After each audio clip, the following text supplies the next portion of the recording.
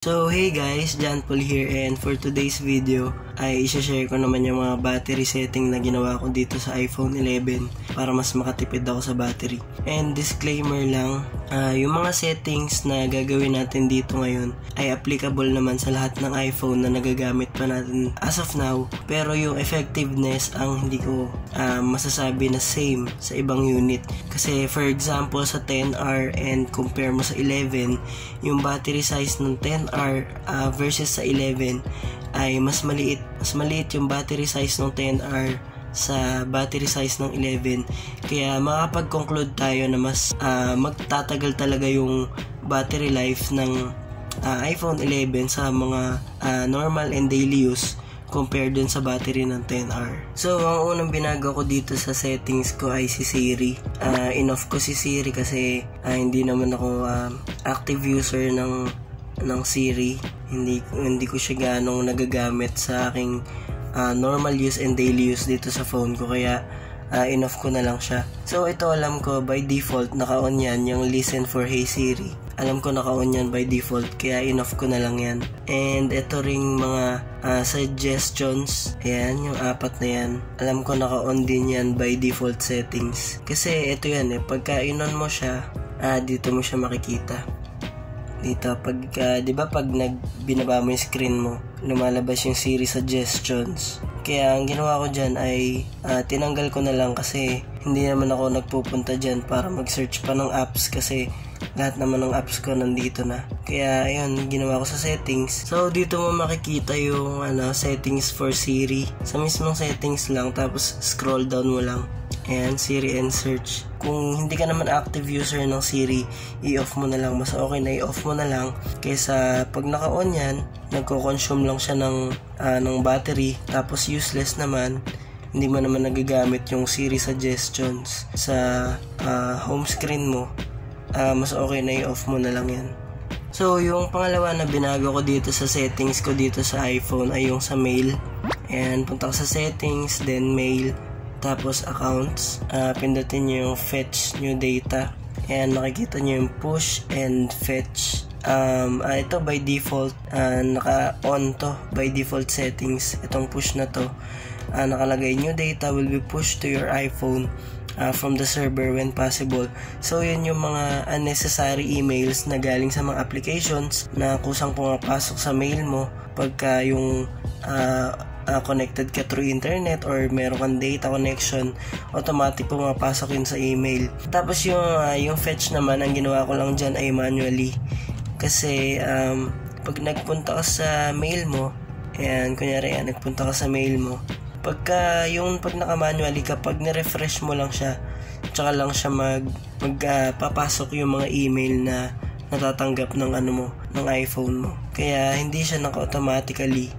Ginawa ko siyang nakaset into manually para kung kailan ko lang siya i-refresh, dun lang papasok yung mga bagong email na pinadala sa akin. So yung pangatlo na binago ko sa settings ko dito sa iPhone ay yung background app refresh. Ayan, so ang ginawa ko, totally in-off ko na lang siya. Ayan, kasi hindi ko naman kailangan yan. Pero pagka naka-on yan by default through Wi-Fi and cellular data yata.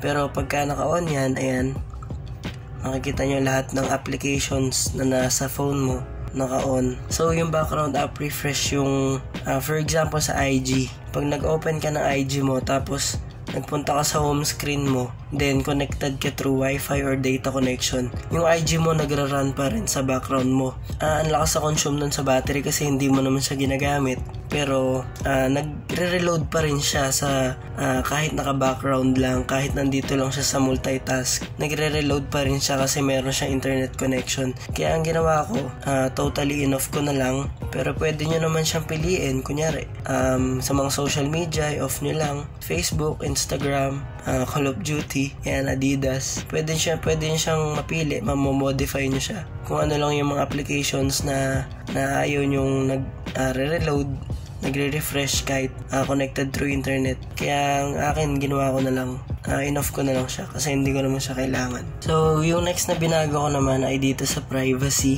and dito sa location and services. So, makikita nyo, totally in-off ko na kasi hindi ko naman nagagamit yan. Hindi ko naman kailangan ng location sa phone ko. Nag-on lang ako ng location pag gumagamit ako ng maps, especially for directions. Kailangan mo talaga yan through GPS. So, pagka naka-on yan, by default, naka-on yan, syempre. Ang maganda dito, ma-modify mo rin yung location, yung usage of location per application. For example, sa Adidas, mapipili mo yung location access niya kung habang ginagamit mo ba yung application, nagagamit niya yung location mo. Tapos, pwedeng always, pwedeng naka-never. Tapos, yung sa precise location ay hindi naman necessary kasi yung precise location ay yung pinaka-exact na location mo. Yun yung silbi nitong precise location, which is hindi naman talaga useful for me, pero hindi naman ilalagay ng Apple yan kung hindi yan useful. Pero sa aking personal preference ay hindi siya useful para sa akin and hindi ko rin siya nagagamit. Kaya yung location and services, ayan, mapipili nyo siya sa lahat ng apps na ginagamit nyo. Pero ang ginawa ko ay in-off ko na lang totally. Nag-on lang ako ng location and GPS pag gumagamit ako ng maps. So, yung next settings na binago natin ay dito sa sound recognition. Makikita nyo dito sa accessibility. Scroll down nyo lang itong color red na to. Yan, sound recognition. So, sa akin ay totally naka-off din yan. Pero by default, ng iOS 14, bagong feature yan ng iOS 14, naka-on yan. And ang purpose niyan ay para magamit yung external mic nitong phone, then madedetect niya kung ano yung naririnig niya sa environment. For example, mga alarms, siren, smoke. Mamamodify mo rin kung ano yung gusto mong ma-recognize nitong phone. For example, cat, dog, animals, household, and sa people, baby crying, yan. And sa akin, personal, hindi ko naman nagagamit yan. Kaya instead na mag-consume siya ng battery, madrain yung battery ko na hindi ko naman to nagagamit. Kaya ang ginawa ko, in-off ko na lang para makabawas din sa battery consumption. So, next naman ay yung sa notification. Dito siya makikita, ito sa una lang. Notifications. For example, sa IG. Sa notification, yung tatlo na yan, by default, yan, naka-on yan. Sounds, badges, lock screen, notification center, banners. Tapos, dito yung pinaka-main settings niya para may on and off nyo yung pag-appear ng notification dito sa phone. Yung sa notification lang naman, make sure lang na i-customize mo yung paglabas ng notification sa phone mo. For example, sa IG, merong nag-follow sa'yo, lalabas din sa lock screen, ayan, lalabas na siya sa lock screen, lalabas pa sa notification center, tapos pati sa banner, yung lumalabas dito, yung gumaganon, nag-a-appear din siya, tapos meron pang sounds and badges. So, ang ginagawa ko dyan, yung hindi ko naman napupuntahan, for example, nasa lock screen or sa notification center, kasi pag naka-on na tong phone, hindi ko naman laging nai-slide yung notification center to check for notifications. Hindi ko naman siya laging ini-slide para mag-check ng mga notif. Kaya ang ginagawa ko, ino-off ko yan, or pwedeng itong lock screen din kung hindi mo naman prefer na may makitang notification sa lock screen mo. Pwede mo rin siyang i-off. Sa ganun din sa ibang apps, i-modify mo lang. Mako-customize mo yan per application. So, yun yung gagawin nyo dyan. Next naman natin ay yung sa screen time. Dito lang siya sa settings. Dito lang siya sa hilera nitong apat na to. Tapos, pinakababa, screen time. So, yung screen time naman ay dito nyo lang mamamonitor yung daily activity mo sa phone na to or sa phone mo. Dito mo lang siya mamamonitor kung yung dami ba ng notifications, kung saan ka masyadong nagtagal ng application for this certain period of time. Dito mo lang siya mamamonitor, and sa case ko na hindi ko naman siya ginagamit, ang ginawa ko na lang ay turn off ko siya dito. Turn off screen time. Pero if useful siya sa'yo, kung nagagamit mo siya, especially pagka may gusto kang i-monitor sa activity mo sa phone mo, wag mo siya totally off. Pwede mo pa rin siya magamit. Pero sa case ko, tinurn off ko na lang siya para hindi siya maka-add sa consumption ng battery. Ayan, turn off screen time. By default naka-on yan, pero sa akin, in-off ko na lang siya. So, next naman natin ay yung sa sound and haptics. And so, yan sa ringer and alerts na volume ko. Usually, nasa half lang siya or mga around 80% dito sa part na to. Hindi ko siya sinasagad ng hanggang sa dulo. Hindi ko siya talaga sinasagad ng hanggang 100 para hindi rin masyadong madrain agad yung battery ko pagka nagre-ring yung phone. Tapos sobrang lakas ng speaker. Yun yung mga malalakas makadrain kasi mas nagko-consume siya ng battery, kaya hindi ko siya sinasagad yung volume ko sa ring.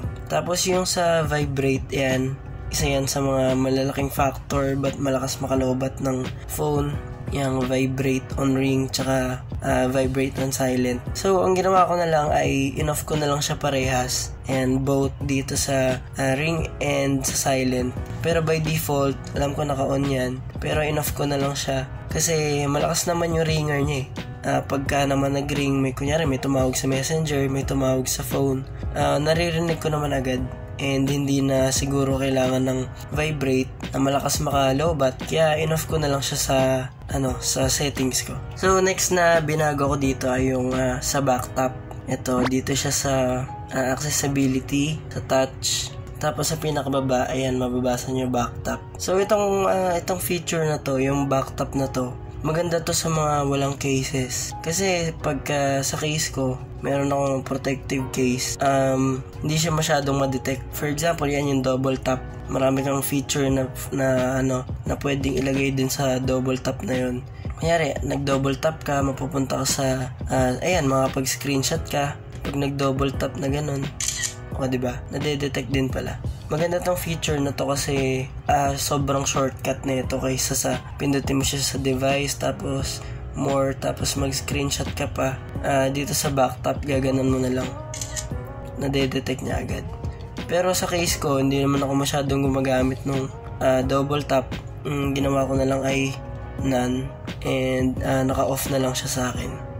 So ayun, ayan, personal preference. Mamimili ka kung anong gusto mo. Kunyari reachability, pag nag-double tap ka, ayun, bumababa siya.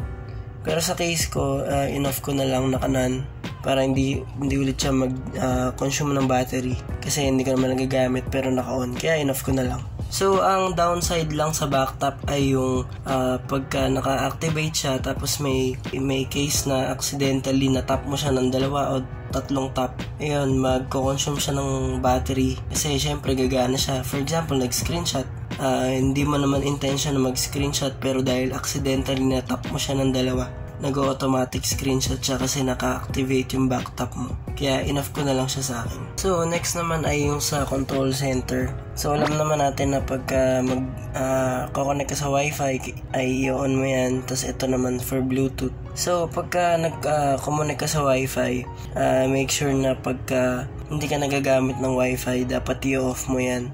Pero hindi mo siya dito i-off kasi pagka dito mo yan pinindot, ayan, may iwan yung color white niya. Ang ginagawa lang niya pag dito mo siya pinindot or dito mo siya in-off ay nagdi-disconnect lang siya. Nagdi-disconnect lang siya dun sa wifi na pinagko-connectan niya. So, ang kailangan nyo puntahan para ma-off yung wifi ay dito mismo. Ayan o, nakalagay not connected. Diba? Akala mo in-off mo na siya dito kasi naka-blue siya. From blue, pinindot mo siya, naging white. Akala mo totally na-off mo na yung wifi connection ng phone mo, pero hindi. Ang ginawa lang ay na-disconnect lang siya dun sa connection. Kaya pagka pinintahan mo siya dito sa settings, pinindot mo yung wifi, makikita mo nakabukas pa rin siya. Kaya dapat pag hindi mo na kailangan gumamit ng Bluetooth and Wi-Fi, dito mo siya directly off sa settings mismo. Hindi dito sa control center kasi pag dito, magdi-disconnect lang siya. So next na binago natin dito ay yung sa raise to wake. Dito siya makikita sa display and brightness. So ako hindi ako fan nitong raise to wake na to kasi naiirita ako pagka yung naka-off yung phone ko tapos pag nagalaw ko siya na ganun. Kunyari nakaganyan siya, naka-off, tapos pag ginanon mo siya automatic na bubuhay, automatic na go-on yung phone. I-off mo siya, tapos pag ginanon automatic nagbubukas na yung phone mo. Hindi ako fan nito kasi true tap naman na bubuksan naman yung phone. Kunyari patay yung phone mo tapos tinap mo lang, magbubukas na siya, then i-unlock mo. Para sa akin hindi na necessary na mag-on pa ng raise to wake, pero nasa personal preference nyo pa rin kung gusto nyo. Pero sa settings ko, in-off ko na lang siya para hindi na siya mag-consume pa ng battery. And alam naman natin na ang kalaban ng battery, ng pag-degrade ng battery ay yung extreme heat or extreme cold ng weather or ng environment. Pero sa case natin dito sa Pilipinas, hindi naman tayo nakakaranas ng extreme cold na katulad nung sa ibang bansa nag-i-snow. More on extreme heat ang nararanasan natin dito sa Pilipinas. Kaya ang iwasan nyo sa phone nyo ay yung laging nag-iinit. Iwasan nyo sa phone nyo yung nag-charge habang ginagamit, kasi magkakos siya ng init sa battery. And pagka laging mainit yung battery mo, magde-degrade yung battery health mo. Ayun, bababa yung battery life ng battery mo. Kaya iwasan mo siya, ilayo mo siya sa mga extreme heat na pwedeng ma-experience ng phone. Palagi lagi mo siyang room temperature lang. Pag mag-charge ka, wag mong hayaan na nagiinit. Pag na-feel mo na nagiinit, ang ginagawa ko ay binubunot ko muna siya sa pagka-charge niya. Then pag lumamig na ulit yung phone, nagbalik na siya sa normal temp niya. Yun, tsaka ko lang ulit siya charge ulit. Tapos hindi na siya umiinit. Tapos sa paggamit naman ng internet connection, mas recommended yung Wi-Fi compare sa cellular data or sa LTE. Kasi subok ko na pagka nagsi-COD ako dito, pag nasa Wi-Fi yung connection ko, yung battery consumption ko ang bagal. As in, from 100, pag naglalaro ako ng COD, mag-start ako ng 100. Pag nasa Wi-Fi ako, umaabot ng hanggang 3rd or 4th game, 100% pa rin yung battery ko. Pero pagka nag-cellular data ako, pagka nasa labas ako nag-COD, wala akong Wi-Fi connection. Pagka ang gamit ko lang ay yung LTE na connection ko para makapaglaro ako, ang lakas ng battery consumption niya Siguro pagka from 100 tapos naka-data connection, siguro mga hanggang second game lang nagbabawas na siya ng battery percentage. Kaya pagka nasa bahay lang naman kayo, meron kayong Wi-Fi, make sure na doon na lang kayo connect kaysa mag-data pa kayo para mas tipid sa battery. And lastly, syempre, pag magcha-charge ka, pag nalobat ka, or pag bumaba na yung battery mo, tapos magcha-charge ka, syempre, make sure na gumamit ka rin ng quality na charger. Hanggat maaari yung galing talaga sa box ng iPhone mo, para ma-sure ka talaga sa gamit mo na charger. Kasi pagka gumamit ka na ng mga third-party chargers, pwedeng magkaroon ng sira yung port mo, yung lightning port. Unlike sa original talaga, sure ka sa charge ng phone mo na maayos yung nagiging flow ng pagpasok ng charge dun sa phone mo, sa battery. And pagka yung cable mo yung sira-sira na, yung pinipilit na lang yung cable na yung kailangan mo pang galawin para mag-charge, tapon mo na yun, bili ka na ng bago. Ganun din sa power brick, pag medyo defective na yung power brick mo, yan, palitan mo na rin para maiwasan din yung pagkasira ng battery, para hindi rin bumabagad yung battery health mo. So that is it for this video. That is it for this vlog. Salamat sa panonood. Sana may natutunan ka dito sa battery saving tips na ginawa natin ngayong gabi. And 2:00 na. And kaya medyo ganito yung boses ko. Salamat sa panonood. Ingat tayong lahat. Peace.